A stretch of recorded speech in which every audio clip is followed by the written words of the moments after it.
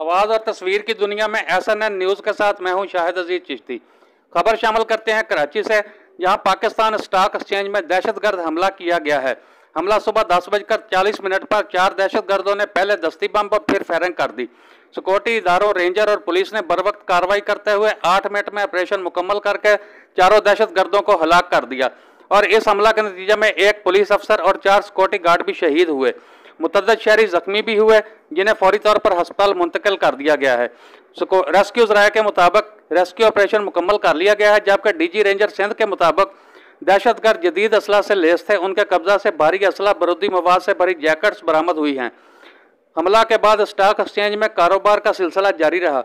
वज़ीर-ए-आज़म पाकिस्तान इमरान खान और वज़ीर आला सिंध मुराद अली शाह ने वाक़या की रिपोर्ट तलब कर ली है।